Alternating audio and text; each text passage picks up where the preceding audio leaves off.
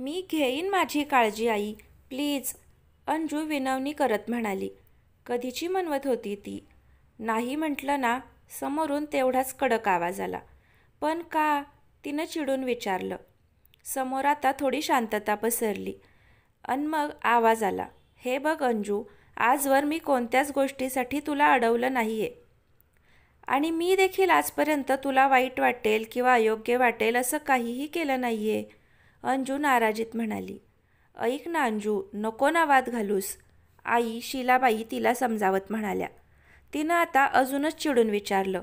मी वाद घालतीये आई? तसं नाही ग बाळ, पण इतक्या लांब नको, शीलाबाई नरमाईनं समजावत म्हणाल्या. जाऊ दे आई, आज बाबा असते तर. सोड, मी करते उद्या कॉल, बाय, अंजू संभाषणच तोडत म्हणाली. अगं शीलाबाई. अंजूनं शीलाबाईंचं बोलणं होण्याआधीच कॉल कट केला. अंजू मोबाईल बेडवर टाकून उसासा सोडत म्हणाली. I told you. नाही ऐकणार आई, मी बोलून बघू का? मधूनं शेवटचा प्रयत्न म्हणून विचारलं. तेच ईशा तिला थांबवत म्हणाली. गप ग मधू. अंजू ऐक, तू उद्या पुन्हा बोलून बघ. काही उपयोग होणार नाही इशू, आई तयार होणार नाही, हे मी आधीच सांगितलं होतं तुम्हाला. अंजू तोंड पाडत म्हणाली. काय यार, आपले शेवटचे 4-5 मंथ्स राहिलेत फक्त एकत्र. वाटलं निदान शेवटची न्यू इयर पार्टी तरी एकत्र सेलिब्रेट करू, मधू बेडवर बसत म्हणाली. तिच्या शेजारीच बसून ईशा तोंड पाडत म्हणाली. हो ना, चांगली गोवा ट्रिप झाली असती आपली. तू आली नाहीस तर सिया कॅन्सल करेल ट्रिप. सगळं बुकिंग्स पण कॅन्सल कराव्या लागतील. का कॅन्सल कराव्या लागतील? पियानं रूममध्ये पाऊल टाकल्या टाकल्या विचारलं. तिघींनीही तिच्याकडे पाहिलं. तिनं अंजूकडे पाहिलं. अंजूने तोंड पाडत दोन्ही गुडघ्यांमध्ये तोंड लपवलं. नो यार, प्लीज चल ना, तुझ्याशिवाय पार्टी कशी करणार आम्ही? आणि तुमच्यासोबत जायचं म्हणून मी प्रणवला नाराज केलंय, माहितीये ना, पिया जवळ येऊन म्हणाली. तिनं तिला मिठी मारली. चल ना ग अंजू, पिया पुन्हा अर्जव करत म्हणाली. अगं मला पण यायचंच ना, पण मी काय करू, आई नको म्हणते, अंजू परत चिडून म्हणाली. झाली असती आपली ट्रिप आणि काकूंना कळलं पण नसतं, पण हिलाच खूप हौस होती सांगण्याची, ईशा हाताची घडी घालत मोठ्यानं तंतनत म्हणाली. अगं हळू बोल ना माझी आई, वरती काकांनी ऐकलं तर प्रॉब्लेम होईल, अंजू तिच्याकडे बघत ओरडली. मधू व पियानं तिच्याकडे डोळे मोठे करून पाहिलं. तिने जीभ चावत एक कान पकडला. नंतर बोलू आपण, तू फ्रेश होऊन ये, मला खूप भूक लागली आहे, अंजू पियाकडे बघत म्हणाली. तिनं हो म्हणून तिची बॅग टेबलवर ठेवली आणि फ्रेश होण्यासाठी गेली. ती आली तशा चौघीही जेवण करण्यासाठी वरच्या काकांकडे, त्यांच्या रूम मालकाकडे गेल्या. अंजू 5 फूट 3 इंच उंच, भरीव बांधा, गोरापान रंग, आखीव रेखीव चेहरा, तांबूस पाणीदार डोळे, नाजूक गुलाबी ओठ, सरळ पण छोटंसं नाक, खांद्याच्या खाली असणारे दाट काळेभोर केस, अगदी पहिल्याच नजरेत भरण्यासारखी इतकी सुंदर होती ती. तिची आई शीलाबाई आणि तिचा लहान भाऊ राज, असं छोटंसं कुटुंब. तिचे वडील, ती 10वीमध्ये असतानाच तिचे वडील देवाघरी गेले. पण तिच्या आईनं तिला आणि तिच्या भावाला त्यांची कसलीच कमी भासू दिली नव्हती. पण म्हणतात ना, आई ती आई आणि वडील ते वडीलच असतात. त्यात अंजू तर तिच्या बाबांच्याच जास्त क्लोज होती. असा एकही दिवस नव्हता की तिला त्यांची आठवण येत नसेल. ग्रॅज्युएशन पूर्ण करण्यासाठी अंजू मुंबईला आली होती. कॉलेजच्या पहिल्याच वर्षी तिची ईशा आणि मधूशी चांगली गट्टी जमली. आणि मग काय, दुसऱ्याच वर्षी बाहेर रूम बघून त्या एकत्र राहू लागल्या. त्याच वर्षी पिया त्यांच्या कॉलेजमध्ये आली आणि त्यांची रूममेट झाली. मागून येऊन ती अंजूची जिवलग मैत्रीण बनली होती.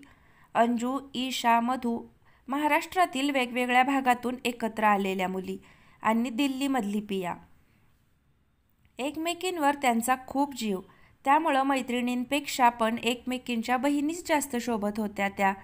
तिघींची ही परिस्थिती अंजूपेक्षा खूप चांगली होती, पण त्यांनी तिला कधीच तसं भासवून दिलं नव्हतं.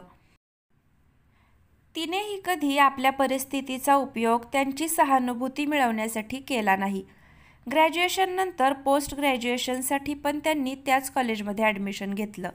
ईशा आणि मधू केमिस्ट्री, तर पिया आणि अंजू फिजिक्स डिपार्टमेंटमध्ये होत्या. हे त्यांचं एकत्र शेवटचं वर्ष होतं.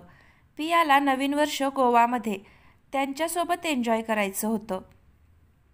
ईशा आणि मधू तर एका पायावर तयार झाल्या होत्या, पण अंजू, त्या तिघीही तिला घरी काही बोलू नकोस असं म्हणाल्या. पण आईपासून काही न लपवणारी अंजू, तिला ते पटत नव्हतं. पण व्हायचं तेच झालं. आई नको बोलली. पैशाचा प्रश्न नव्हता, कारण ती अर्न अँड लर्न स्कीममधून कमावलेल्या पैशातूनच तिचा खर्च करत होती. तिची आई तिला इतक्या लांब मैत्रिणींसोबत पाठवायला तयार नव्हती. चौघीही जेवण करून रूममध्ये आल्या आणि आपापला अभ्यास करत बसतात. स्टडीबाबत चौघीही खूप सिरियस होत्या. त्या 2 तासांमध्ये अभ्यासाव्यतिरिक्त त्या इतर काहीच एकमेकींशी बोलत नव्हत्या. नंतरचा 1 तास डिस्कशन आणि मग झोपायची वेळ. चौघीही लाईट बंद करून झोपी गेल्या. अंजू हळूच उठली. ती दरवाजा उघडून बाहेर गेली. तिला आज पण तिच्या बाबांची खूप आठवण येत होती. तिला कंट्रोल झालं नाही. तिचा बांध फुटला आणि ती तोंडावर हात ठेवून रडू लागली. ती रडतच होती की कोणीतरी तिच्या खांद्यावर हात ठेवला. तिने दचकून वर पाहिलं तर पिया होती. तिनं लगेच तिचे डोळे पुसले. पिया तिच्या शेजारी बसत म्हणाली, कसं होईल गं तुझं? दिवसभर इतकी हसून खेळून राहतेस आमच्यासमोर आणि मग कधीतरी असं लपून रडायचं. तू असतेसच की माझ्यासमोर. अंजू नाक ओढत म्हणाली, तुझ्यावर नजर ठेवावी लागते तेवढ्यासाठी. आज काय झालं रडायला? काकू नाही बोलल्या म्हणून? तिनं गुडघ्यांवर तोंड ठेवत विचारलं. नाही गं, आई बरोबरच आहे तिच्या जागेवर. अंजू शिलाबाईंची बाजू घेत होती. तिला त्यांची कळकळ समजत होती. मोठी मुलगी होती घरातली. मग बाबांची आठवण आली? पियानं विचारलं.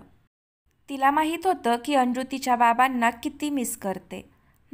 ते असते तर आईनं पहिल्याच कॉलमध्ये होकार दिला असता तिकडं जाण्यासाठी.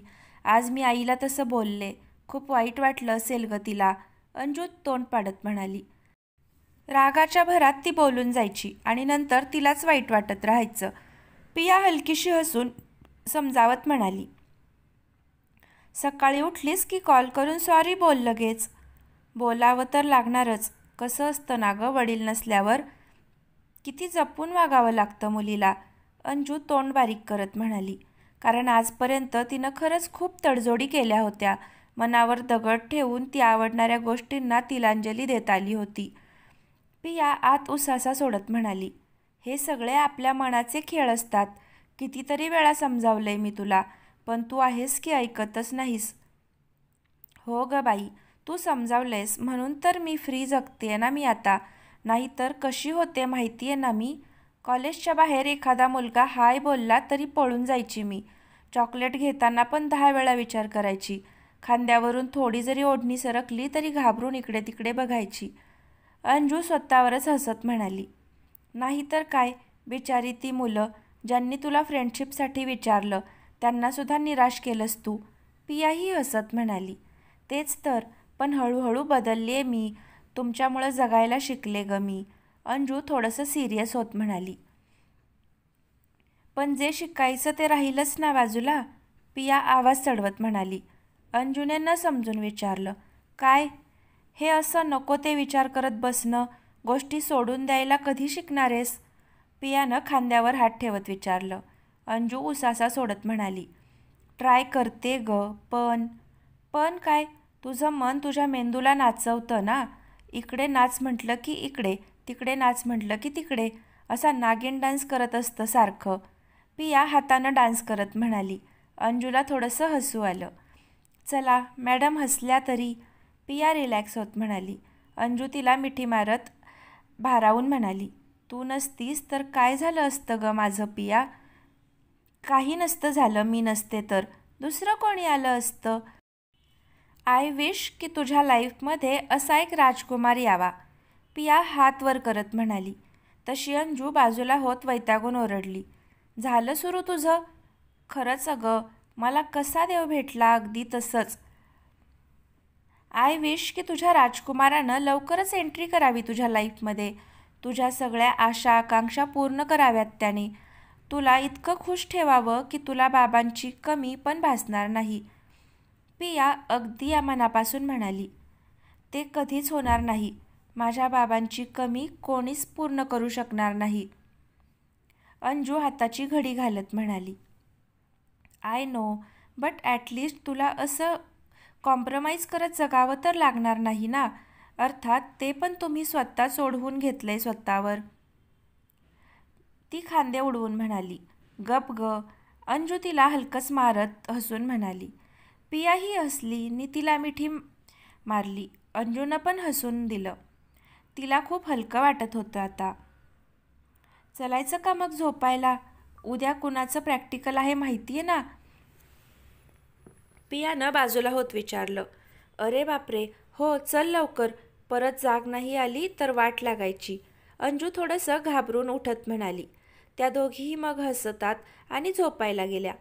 सकाळी चौघींनीही त्यांचं उरकलं आणि कॉलेजला जाण्यासाठी निघाल्या. चालता चालता अंजूनं आईला कॉल केला. हॅलो आई. हॅलो शीलाबाई.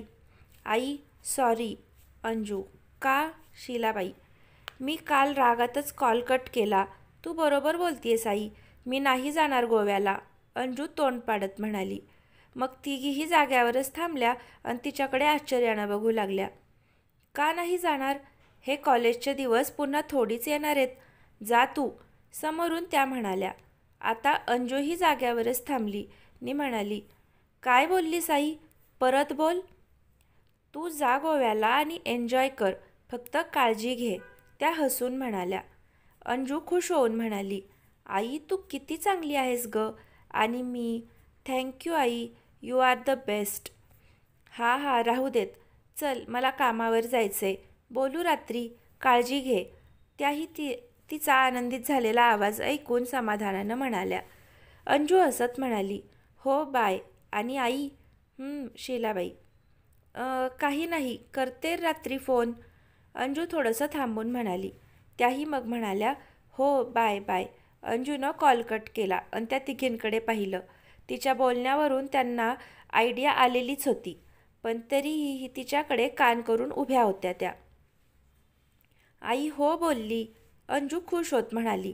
तशा त्या तिघी ओरडल्या. ये. त्या तिघींनीही तिला मिठी मारली. चौघीही एकमेकींना मिठी मारत ये करत ओरडत होत्या. बाजूचे लोक पण त्यांच्याकडे विचित्रपणे बघत होते. सगळे बघतायत, व्हा बाजूला. मधू सगळ्यांना बाजूला करत म्हणाली. बघू देत ग. तेवढंच आपल्या आनंदात सामील होतील. पिया हसत म्हणाली नि तिने ईशाला टाळी दिली. सगळ्याजणी खूप खुश होत्या. त्या खुशीतच त्या कॉलेजला गेल्या. रूमवर आल्यानंतर सगळ्याजणी शॉपिंगसाठी गेल्या आणि मग थकून घरी आल्या. वाव, उद्या आपण गोव्याला जातोय. ये. ईशा मधूला धरून गोल फिरवत म्हणाली. अगं बाई, बसू देत ग, दमलीये मी. ती वैतागून म्हणाली. काय तू मधू, आत्ताच दमलीस? गोव्याला गेल्यावर काय होईल मग तुझं? पियानं कमरेवर हात ठेवत विचारलं. ईशानं तिला टाळी दिली. दोघीही सोबतच हसू लागल्या. पियानं बाजूला पाहिलं तर अंजू तिचा झालेला खर्च डायरीमध्ये लिहित होती. ती डोक्यावर हात मारत म्हणाली. ही मुलगी काही सुधारणार नाही. काय मिळतं ग तुला असा हिशोब ठेवून? समाधान आणि स्वतःवर कंट्रोल ठेवता येतो. अंजू डायरी बंद करून तिच्याकडे बघत म्हणाली. गोव्याला तुझी ही डायरी घेऊ नकोस सोबत. नाहीतर तिथं आम्ही डान्स करत असू, तिथे तू हे लिहित बसलेली असशील. ईशा कपाळावर हात मारत म्हणाली. डोंट वरी बेबी, डायरी इथेच असेल. जे काही असेल ते मोबाईलमध्येच. अंजू डायरी ठेवत म्हणाली. पियानं ईशा व मधूकडे पाहिलं. तिघीही तोंडात दिल्यासारख्या बघत होत्या. तू ना, अवघड आहे तुझं. बरं चल, नाहीतर आजचा डिनर उद्याचा ब्रेकफास्ट व्हायचा. मधू उठत म्हणाली. सगळ्याजणी मग डिनरसाठी गेल्या. रात्री त्या आपापली पॅकिंग करून झोपी गेल्या. पहाटे लवकर उठून चौघीजणी बिल्डिंगच्या खाली येऊन उभ्या होत्या. कुठे आहे बस? नक्की सांगितलं आहेस ना तू? मधूने आळस देत विचारलं. हो ग, येतच असेल. तो कॉल रिसीव्ह करत नाहीये. नाहीतर कळलं असतं कुठेपर्यंत आलेत ते. पिया समोरच्या रस्त्याकडे बघून मोबाईलमध्ये बघत म्हणाली. तितक्यात तिथे एक ट्रॅव्हल बस आली. त्यामागूनच एक कारही आली. कारमधून एक मुलगा उतरून पियाजवळ आला आणि तिला मिठी मारत म्हणाला, enjoy baby, but take care first. हो, यू टू, पिया बाजूला होत म्हणाली. त्यानं तिचा हात हातात घेतला तशी ती म्हणाली, and I am sorry Dev. It's okay, next year तुझा पूर्ण वेळ माझा. तो तिच्या हातावर किस करत म्हणाला. या सगळ्याजणी चिडवण्यासाठी ओ ओ ओरडल्या. इश, पियानं त्यांच्याकडे बघून त्यांना दटावलं आणि वर काकांच्या रूमकडे इशारा केला. तो हसला आणि यांच्याकडे बघत बोलला, एन्जॉय गर्ल्स, बाय बाय. या, यू टू एन्जॉय, या तिघींनी हसून रिप्लाय दिला.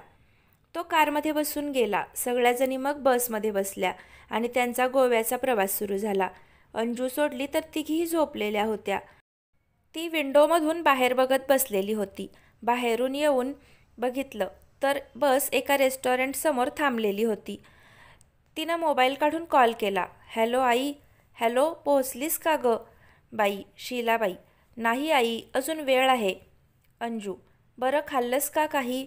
शीलाबाई, हो, हे काय, त्यासाठीच आलोय. अंजू, बरं अंजू, काळजी घे गं, जास्त लोकांमध्ये जाऊ नकोस. मी ऐकलंय की खूप गर्दी असते तिथं. शीलाबाई, नाही गाई, खूप ठिकाणी पार्टीज असतात, त्यामुळं गर्दी नसेल. अंजू, ते काही असू देत, तू फक्त जप स्वतःला आणि त्या तिघींना पण तेच सांग. शीलाबाई, हो आई. राज तर घरी नसेलच आज, गेला असेल क्रिकेट खेळायला. अंजू, आहे बाई घरीच. शीलाबाई, सूर्य कुठून उगवला म्हणायचा, आज चक्क घरी. अंजू, तेच तर, बरं ते सोड, पोहोचल्यावर फोन कर. शीलाबाई, हो. अंजू, ठेवू मग? शीलाबाई, हो आई, ठेवते. अंजू, बाय आणि काळजी घे बाळ. शीलाबाई, हो आई, नक्की, बाय, तू पण काळजी घे. अंजू हसून म्हणाली आणि तिनं कॉल कट केला. ती मग सगळ्यांसोबत येऊन बसली. खाऊन झाल्यानंतर त्या बसमध्ये येऊन बसल्या. बसल्या बसल्या प्रिया इन्स्ट्रक्शन देत म्हणाली, लिसन गर्ल्स, रिसॉर्टमध्ये गेल्यावर लगेच तयार व्हायचं आणि डिनरला जायचं. तिथून लगेच बीचवर आणि एकमेकींना बिलकुल सोडायचं नाही. कितीतरी माणसं असतील तिथं आणि कुठे चुकामुक झालीच. आपण काय लहान आहोत का चुकायला? अंजूने मध्येच विचारलं. आय नो बेबी, बट तिथली गर्दी बघशील तेव्हा तूच माझा हात धरशील. तसं होणार नाही याची काळजी घेऊच, पण झालंच तर लगेच बाहेर येऊन थांबायचं. आपण प्लेस पण ठरवून ठेवू. पिया समजावत म्हणाली. ती खूप वेळा गोव्याला गेली होती. हो, हे बेस्ट राहील. आजची रात्र फुल ऑन धिंगाणा असणार आहे. I am so excited. Isha मधूला मिठी मारत म्हणाली. तशी ती लगेच तिला बाजूला करत म्हणाली, ए तू सारखी मिठी का मारत असतेस ग? तिथं असं काही करू नकोस, नाहीतर डान्सच्या नादात चुकून कुणा दुसऱ्यालाच मिठी मारायचीस. चुकून नाही मधू, एखादा हँडसम दिसला तर ही मुद्दामच तसं करायला पण मागे पुढे बघणार नाही. अंजू भुवया उंचावून म्हणाली. तशा तिघी एकमेकींना टाळी देत हसू लागल्या. हा हा, सो फनी. ईशा तिच्याकडे बघत म्हणाली. ती बारीक नजर करून बघतच होती. तिघीही शांत बसल्या. ईशा थोडंसं सिरियस होत म्हणाली, पण काही पण बोलतेस तू अंजू, पण बरोबर बोलतेस बघ. आणि तिनं त्यांच्याकडे पाहिलं. तशा चौघीही मोठ्यानं हसायला लागल्या. मधू ईशाच्या डोक्यावर टपली मारत म्हणाली, तू सुधारणार नाहीस. कधी कधी थोडंसं बिघडण्यातच मजा असते जानेमन. असं म्हणून ईशानं परत मधूला मिठी मारली. मधूने थोडंसं वैतागल्यासारखं केलं. त्या दोघी तिला बघून अजून हसायला लागल्या. बसने त्यांना मेन स्टॉपवर ड्रॉप केलं. अंधार पडत आलेला होता. तिथूनच त्या कॅब करून फायनली रिसॉर्टमध्ये पोहोचल्या. चौघीही त्यांच्या बॅग्स घेऊन चाललेल्या होत्या. अंजू चालता चालता शीलाबाईंना कॉल लावत होती, पण कॉल लागत नव्हता. तिचं समोर लक्ष नव्हतं. मध्येच ती कुणाला तरी धडकली. ओ नो, असं ओरडत ती पडणार तेच कुणीतरी तिच्या कमरेला धरून तिला जवळ ओढलं. तिने घाबरून डोळे बंद केलेले होते. क्षणात अंगावर काटा येऊन गेला तिच्या. थोडीशी थरथरत होती ती. कमरेवर आता मजबूत पकड जाणवत होती तिला. अगं, लक्ष कुठे होतं तुझं? पिया ओरडत म्हणाली. अंजूनं डोळे उघडले तर एक मुलगा तिच्याकडे बघत होता. तिनं त्याच्या डोळ्यात बघितलं अन धकधक धकधक. ती त्याच्यामध्ये हरवून गेली. गौरवर्णीय चेहरा, क्लीन शेव, काळेभोर तीक्ष्ण डोळे, त्यात दिसणारा तो कमालीचा कॉन्फिडन्स, सरळ धारदार नाक, चेहऱ्यावरची ती हलकीशी पण सरळ काळजाचा ठाव घेणारी स्माईल आणि केसांचा सोल्जर कट. बघूनच नजरेत भरणारं जबरदस्त व्यक्तिमत्व होतं त्याचं. अंजू तर खरंच हरवून गेली त्याच्यामध्ये. थोडंसं सांभाळून तो हलकंसं हसत म्हणाला. तिला सरळ उभं करून तो बाहेर गेला. पण अंजू अजूनही तिचे दोन्ही हात छातीशी कवटाळून उभी होती. तिच्या कानातही काही घुसलं नव्हतं. मॅडम, गेला तो. घ्या ते हात खाली आणि पकडा ती बॅग. रूममध्ये जायचंय ना. मधू तिची बॅग पकडत म्हणाली. ती हसतच समोर गेली. ईशाही हसत गेली. अंजूनं भानावर येत बाजूला पाहिलं तर प्रिया तिच्याकडे बघून हसत होती. काय? अंजूनं भुवया उडवत विचारलं. प्रिया म्हणाली, थोडंसं सांभाळून. आणि ती हसतच पुढे गेली. अंजूनं तिच्याकडे थोडंसं विचित्रपणे पाहिलं. तिनं तिची बॅग घेतली आणि एकदा मागे वळून बघितलं. छातीतली गोडधडधड जाणवत होती थोडीशी. तो मुलगा न दिसल्यानं ती पियाच्या मागे लिफ्टकडे गेली. त्याही फ्रेश होऊन तयार झाल्या. चौघींनीही ब्लू जीन्स घातलेली होती. पियानं पिंक कलरचा one side off shoulder top, Isha आणि मधूनं sleeveless green and yellow tops, तर अंजूने पिंक कलरचा बेल स्लीव्हचा फ्लोरल टॉप घातलेला होता. चौघीही मेकअप करून केस मोकळे सोडून बाहेर पडल्या. मला आत्ताच गरम होतंय, मी पोनी घालू का? अंजूने केस कानामागे करत विचारलं. तिघीही चालता चालता थांबल्या. त्यांनी तिच्याकडे रोखून पाहिलं. तसं तिने भुवया उंचावून विचारलं. काय? इथे मी माझे तुझ्यापेक्षा लांब असलेले केस मोकळे सोडलेत आणि तुला तुझे खांद्यापर्यंत केसांनी गरम व्हायला लागलं? मधूने कमरेवर हात ठेवून तिला विचारलं. खांद्या एवढे? मॅडम, त्यापेक्षा मोठे आहेत माझे केस. अंजू केसांवर प्रेमानं हात फिरवत म्हणाली. पण माझ्यापेक्षा छोटेच आहेत ना? मधूने ठसक्यात विचारलं. अंजू तिचा रुबाब बघून म्हणाली. हो, म्हणून काय झालं? मला थांबाल का तुम्ही? नाही, म्हणजे तुमचं केस पुराण झालं असेल तर जायला. मला भूक लागली आहे, ईशा हाताची घडी घालत म्हणाली. चौघींनी एकमेकींकडे बघितलं आणि त्या हसायला लागल्या. त्या पुढे जाणार तेच पिया म्हणाली. 1 मिनिट, जोपर्यंत आपण इथे आहोत तोपर्यंत कुणीच केस बांधायचे नाही. डन? तिनं लागलीच हातही पुढे केला. झोपताना पण नाही? माझे लांब आहेत केस, मधू केस पुढे घेत म्हणाली. तशा तिघीही तिला हसायला लागल्या. तिनं त्यांच्याकडे बारीक नजर करून पाहिलं आणि मग हसत पियाच्या हातावर हात ठेवून डन म्हणाली. ईशाने पण हात ठेवला. अंजू तिचे हात एकमेकांवर चोळत होती. पियानेच तिचा हात हातात घेऊन ईशाच्या हातावर ठेवला. चौघीही हसल्या आणि सोबतच बोलल्या. डन डना डन डन. मग तिथल्या एका रेस्टॉरंटमध्ये त्या गेल्या. जेवण झाल्यावर त्या आईस्क्रीम कोन खात खात गप्पा मारत बीचकडे चालल्या होत्या. मध्येच रस्त्यावर पाणी सांडलेलं होतं म्हणून अंजू बाजूने गेली. जाता जाता ती या तिघींकडे बघत होती. त्या नादात तिचा एक पाय नेमका एका दगडावर पडला आणि तिचा तोल गेला. आधारासाठी काहीतरी धरायचं म्हणून तिने बाजूला उभ्या असलेल्या व्यक्तीचा हात धरला. या सगळ्या गडबडीत तिचा आईस्क्रीम कोन खाली पडला. आ, माझी आईस्क्रीम, ती तोंड पाडत ओरडली. तोपर्यंत त्या तिघी तिथे आल्या. त्या एकमेकींना इशारा करून हसू लागल्या. त्या सारख्या तिच्या बाजूला बघत होत्या. अंजूने बाजूला पाहिलं आणि डोळे विस्पारून बघतच राहिली. तिनं हात पकडलेला मुलगा तोच मुलगा होता. तोही तिच्याकडेच बघत होता. तिच्या हृदयातली गोड धडधड लागलीच ताल धरू लागली तिच्या कानात. त्यानं खाली इशारा केला. अंजूने पाहिलं तर त्याचा हात अजूनही तिच्या हातातच होता. ती पटकन हात सोडत म्हणाली. सॉरी. ती ओशाळून तिघींकडे बघत होती. इट्स ओके, थोडं सांभाळून चालत जा, तो हलकसं हसून म्हणाला आणि मग त्यांच्यासोबतच्या मुलांसोबत बोलू लागला. अंजूने या तिघींकडे पाहिलं तर त्या अजूनही गालातल्या गालात हसत होत्या. तिनं त्यांच्याकडे बारीक नजर करून पाहिलं आणि पुढे चालू लागली. तिघी पण लगेच तिच्या मागे गेल्या. लक्षच नसतं बघ तुझं, थोडं सांभाळून चालत जा गं. आज होता म्हणजे नेहमी हाच थोडी असेल तुला सावरायला. पिया ओठातलं हसू दाबत तिची खेचत म्हणाली. काहीही, अंजू वैतागून म्हणाली.